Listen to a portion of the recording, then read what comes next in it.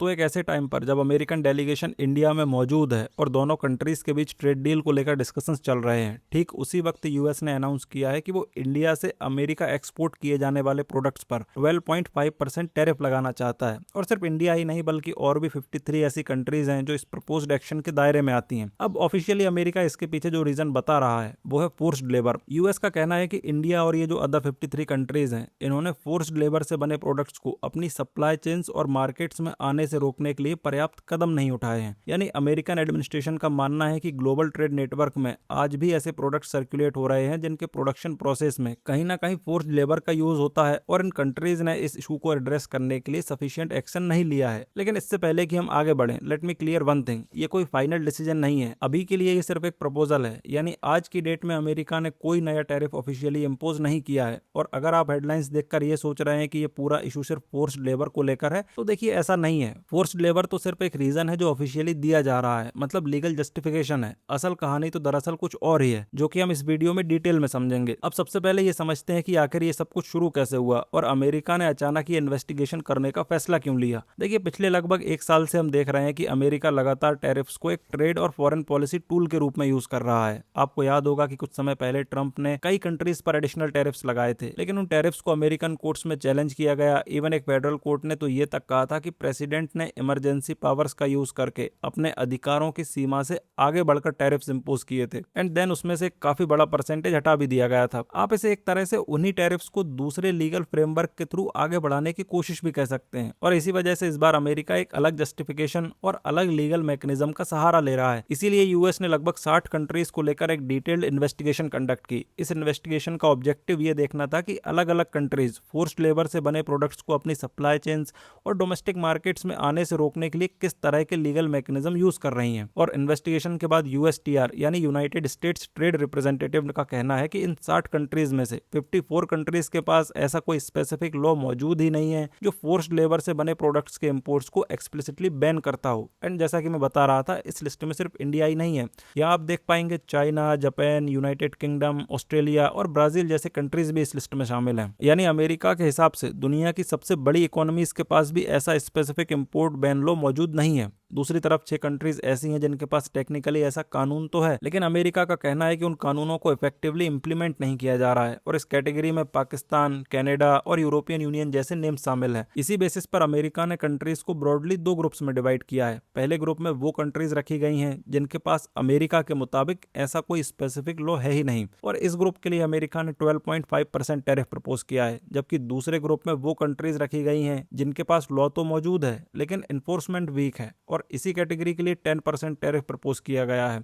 अब यहाँ पाकिस्तान को लेकर भी काफी लोगों के मन में सवाल आ सकता है, क्योंकि पाकिस्तान उस दूसरे ग्रुप में रखा गया है जहां प्रपोज्ड टैरिफ रेट 10% है। तो क्या इसका मतलब ये हुआ कि अमेरिका के हिसाब से पाकिस्तान इस इशू पर इंडिया से बेटर परफॉर्म कर रहा है? तो देखिए, ऐसा बिल्कुल भी नहीं है। अभी मैं आपको अमेरिका का पर्सपेक्टिव और अमेरिका की क्लासिफिकेशन समझा रहा हूँ। जब हम आगे इंडिया के लॉज और लीगल फ्रेमवर्क की बात करेंगे तो आपको खुद समझ आ जाएगा कि इंडिया में भी फोर्स्ड लेबर को लेकर कई कानून मौजूद हैं। अच्छा, अगर अमेरिका को वाकई फोर्स्ड लेबर की इतनी चिंता है तो फिर पूरा फोकस सिर्फ इंपोर्ट्स पर ही क्यों है? और अगर इशू जेन्युइनली फोर्स्ड लेबर का ही है तो फिर डिस्कशन सिर्फ दूसरे कंट्रीज के प्रोडक्ट्स को लेकर क्यों हो रहा है? ये सवाल इसलिए इंपॉर्टेंट हो जाता है क्योंकि किसी भी पॉलिसी के पीछे असली थिंकिंग समझनी हो तो हमें देखना पड़ता है कि उस पॉलिसी का एक्चुअल ऑब्जेक्टिव क्या है। और यहाँ अगर आप इस पूरे प्रपोजल को ध्यान से देखेंगे तो अमेरिका ऑफिशियली इसे फोर्स्ड लेबर के खिलाफ एक एक्शन के रूप में प्रेजेंट कर रहा है, लेकिन जब आप डिटेल्स में जाते हैं तो लगता है कि यहाँ सिर्फ लेबर राइट्स की बात नहीं हो रही है बल्कि ट्रेड और कंपटीशन की बात ज्यादा हो रही है। और इस बात का इंडिकेशन हमें सीधा अमेरिकन ऑफिशियल्स के स्टेटमेंट से मिल जाता है। यूएस ट्रेड रिप्रेजेंटेटिव ने कहा है कि the failure of most important trading partners to address the importation of goods made with forced labour is unacceptable. यानी अमेरिका के most important trading partners forced labour से बने प्रोडक्ट्स के इंपोर्ट्स को रोकने में फेल हुए हैं, और वॉशिंगटन के हिसाब से ये सिचुएशन अब अनएक्सेप्टेबल है। इसके बाद उन्होंने एक और इंटरेस्टिंग बात कही। उनका कहना था कि this creates a dynamic where American workers are forced to compete globally on an unlevel playing field. Simple शब्दों में अगर कहूं तो अमेरिका का मानना है कि जब दूसरे कंट्रीज में प्रोडक्शन कॉस्ट कम रखने के लिए लेबर स्टैंडर्ड्स को इग्नोर किया जाता है तो अमेरिकन वर्कर्स और अमेरिकन कंपनीज को अनफेयर कंपटीशन का सामना करना पड़ता है। और इसी वजह से उन्होंने ये भी कहा कि अमेरिका अब इस डिस्पैरिटी को और टॉलरेट नहीं करेगा। अब इस स्टेटमेंट को जरा ध्यान से देखिए। यहाँ फोकस किस पर है? इंडियन वर्कर्स पर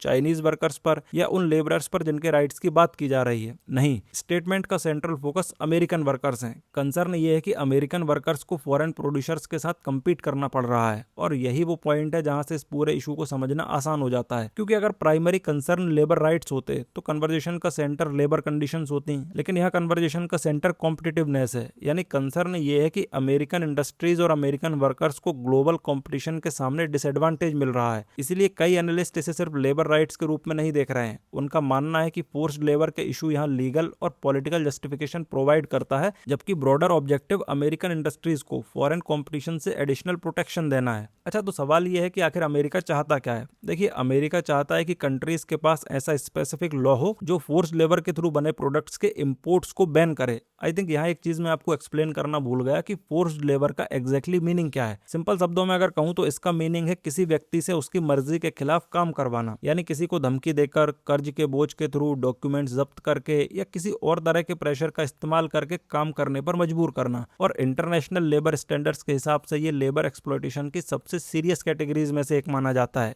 एक एग्जांपल के थ्रू समझते हैं।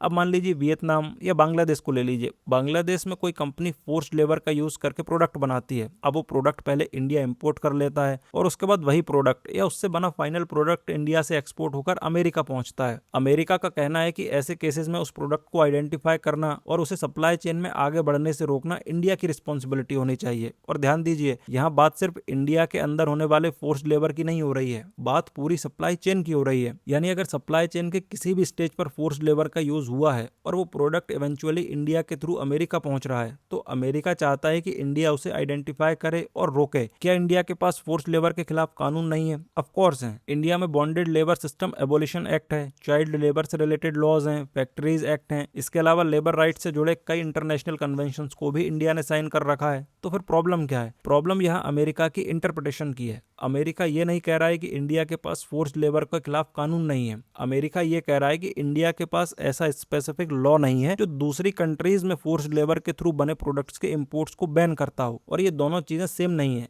एक लॉ देश के अंदर फोर्स्ड लेबर को एड्रेस करता है, जबकि दूसरा लॉ ग्लोबल सप्लाई चेन को टारगेट करता है। और अमेरिका की इन्वेस्टिगेशन के मुताबिक दुनिया के अधिकतर कंट्रीज के पास भी ऐसा लॉ मौजूद नहीं है। इसलिए इंडिया कोई एक्सेप्शनल केस नहीं है, बल्कि अमेरिका की अपनी फाइंडिंग्स के हिसाब से 60 में से 54 कंट्रीज इसी कैटेगरी में आती हैं। यानी अगर अमेरिका की ही रिपोर्ट को माना जाए तो इंडिया यहाँ कोई आउटलायर नहीं है। तो ओवरऑल अगर देखा जाए तो पिछले लगभग एक साल से हम एक पैटर्न बार बार रिपीट होते हुए देख रहे हैं। अमेरिका टैरिफ्स की वार्निंग देता है, इंडिया ऑब्जेक्शन रेज करता है, उसके बाद नेगोशिएशंस होती हैं, कभी टैरिफ्स लागू होते हैं, कभी नहीं होते हैं। लेकिन एक चीज लगभग हर बार कॉमन या सर्टेन रहती है, और वो है अनसर्टेनिटी। एंड जब किसी इंडियन एक्सपोर्टर को ये नहीं पता होता कि अगले महीने उसके प्रोडक्ट्स पर 12.5% टैरिफ लगने वाले हैं या नहीं, तो वो अपने नए इन्वेस्टमेंट को लेकर कॉशियस हो जाता है। कई कंपनीज जो है वो अपने एक्सपेंशन प्लान्स डिले कर देती हैं, कुछ एक्सपोर्टर शिपमेंट्स को होल्ड पर रख देते हैं, और इसीलिए कई बार नुकसान टैरिफ लगने से नहीं बल्कि टैरिफ लगने की पॉसिबिलिटी भर से हो जाता है। और इस बार सिचुएशन को और इंटरेस्टिंग बना देती है इसकी टाइमिंग, क्योंकि जिस वक्त इंडिया और अमेरिका के बीच बायलैटरल ट्रेड नेगोशिएशंस चल रही हैं, ठीक उसी वक्त प्रपोजल का सामने आना,